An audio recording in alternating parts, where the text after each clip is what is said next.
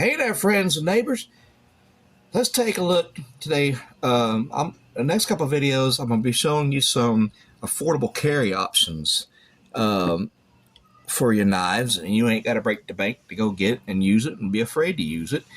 Coming in at $20 from my tractor supply store here in town is the Old Timer 6 OTW single blade folding hunter. Well, it's got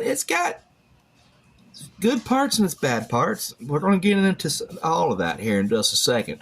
But before we do, let's get into what they give you with this knife. Their throwaway they're giving you here is the sheath to come with it at 20 bucks.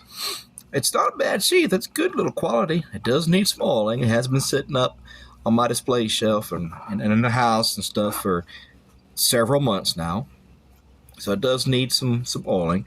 The style right here, this is what I was talking about when I was reviewing my Buck 110, doing an unboxing for the Buck 110. Oh, not knife over. I'll get you in a second, little buddy. But how these style here is on the Bucks. Like I was telling you, I like how they loop theirs around and then they sew it. That way it puts all the weight on the top of that loop strap. But here, when you wear it like this, all the weight and all the stress is getting put on these threads right here. And eventually, this part right here start weakening out and let some of the threads out and stuff. So it just, yeah, over time, it's not really no bueno for me anyways. And not only that, but you see how low that is? See how high that is? A guy like me that has love handles, this is going to be digging into their side when they're stand up, sitting down, or whatever. That's just not going to be comfortable. It's probably why I never really carried it, to be honest with you. Maybe carried this knife for maybe about a week. I went right back to my Buck 110. So again, let's take a look at the cosmetic stuff on this knife. Like I said, you get that brass badge for the Old Timer insignia in there. The gapping, let's just open this up and let's get down to the taxes of it. The gapping, I don't know if you could tell, really happens here in the middle. And I don't know if you can really catch that in a glare of light. I'll flip it over and you can take a look. Careful not to cut myself. And see if you could really tell it. There it is. There it is. Got her to show up. There's my finger blocking some of the light coming through. Huge gap right there at that one pin. That's where the pin goes through the knife. So you do get what you pay for. When you do these lower end knives, just take that into account. That sometimes the quality just ain't going to be there. So, but for $20, can you, just justify, if the knife, is defective or breaks for 20 bucks, are you going to cry over it? Are you going to be upset about it? Are you going to take time to send it in and have it repaired? For 20 bucks, probably not. You probably just, set this knife to the side and grab something else. So, but it is a lockback. You get the Old Timer stamped on the tang. You flip it over, you see the 6 OTW on that side. It's got the ironwood scales, I believe. Correct me if I'm wrong in the comments. But that's beautiful grain. For 20 bucks, that's a beautiful grain on that knife. So we come around here to get another view on that side. It's got, a torsion bar in there for the lockback mechanism to work. The pull on this knife, scale 1 to 10, 10 being the strongest pull. I give this about a 5. It's probably about a 5. Bring the camera back a little bit. It's probably about a 5. It's strong enough to let you know it's there, but it's easy enough to you're not struggling to open it. Yeah, it's definitely about a 5. Now the snap, if I can hang on to her, it's got a decent snap back to it. Just don't put your finger there and cut yourself. Yeah, but listen to the snap. That's a good snap for 20 bucks. That just lets you know that thing's ready to get to business. Yeah, the gapping and stuff might be the deterrent, but listen to that lock.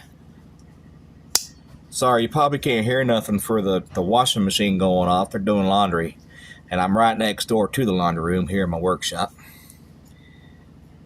So I got a house full of family, so that's just everyday life.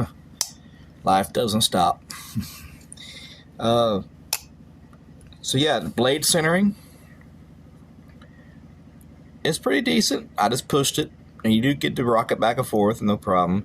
But it seems like, let's see where it wants to rest. If I can do it this angle, see if it wants to rest in the center. Pretty decent. It ain't too bad. Now let's get into the blade length and all that stuff, the dimensions of the knife. Blade length, if we set it right there, it is a little over 3 inches. You get a cutting edge a little over 3 inches. The whole full length of it, from the tang to the tip, is about 3.5 inches. So we're well within the carry limit of most of the states, I'm guessing. Here, I know here in Florida, we're allowed up to 4 inches on our cutting blades. Now, as far as the whole length, my ruler, it stops at the 7-inch mark.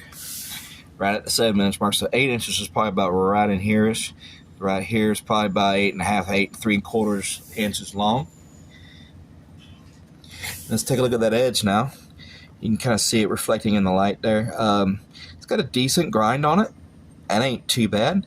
I'm not sure of the steel on this. It did say on the package when we bought it several months ago, but I forgot what it said. I want to say it's like a 420 or it's some sort of stainless steel. I know it's not 440 or anything like that. It's definitely around the 420 range, I think. I want to say it said like a 420 J2, something like that. But if I'm wrong and y'all guys know, just let me know in the comments down there. But yeah, there's a look at that edge there. Here's another look at this size edge. I think you get a decent blade. You got to take a look at it at the blade standpoint. I mean, you get a decent lock, and there's no up and down play, no side to side. It's real sturdy, and it feels good in the hand. You can hold it down here. It feels real good in the hand. It's real slim, so it's not a real big bulky knife. I know my Buck 110 of mine, this is a big difference between that knife and this one. It's really nice. You get that clip point blade. So I would give it a nice functionality score on this. You get a good, decent cutting edge, and I'm not real good at doing the cutting edge test, so I'm gonna try it anyway. Wish me luck. I'm not, especially trying to do this in this angle. If I hold it, I guess I gotta hold it right here. Let's see how she does. Right now, it's not doing too good, but nope. I'm sure there's a certain way you gotta do this. Well, that edge is tearing. Well, it's got a good tearing edge on it. I'm pretty sure you can sharpen this thing a little bit better than what I got. But, so don't judge it by that, because I'm not real good at doing that. But, one day I'll get better at it, dang it. But anywho's, I think you get a good, decent, knife for $20. I mean, yeah, you get some quality issues with the handle, gapping, and stuff like that. But for $20, this is a good burner knife. You know what I mean? Like $20, when it breaks, you're just gonna go out and get you another one, or you know, just that matter. I don't think you're gonna waste your time sending it into the warranty shop and having them reblade it or anything like that. Now the older ones of these, probably yeah. They're probably a lot better quality back then than these are now. You can definitely tell that the quality is really cheap on these. I don't know if they're doing that just to be able to compete and move more by volume this way. But the $20 range is right. I'm a cheapskate when it comes to knives, so that's within my right range. So let me know down there in the comments what you think about this, and would you justify would you agree that for $20 you're getting a somewhat good, decent knife if you just overlook the quality of the gapping and stuff like that? I mean, it's just, to me, yeah, the blade's there, the lockup's there, it's strong. So but let me know down there in the comments. All right, guys, I appreciate you clicking on. if you could, hit that subscribe button for me. Click that bell for the new video notifications. Hit like too, because that helps me prove to YouTube that you are liking this kind of content, and it keeps me in the realm of algorithm happiness. Okay? And until next time, have a great evening, guys, and I shall see you when I see you.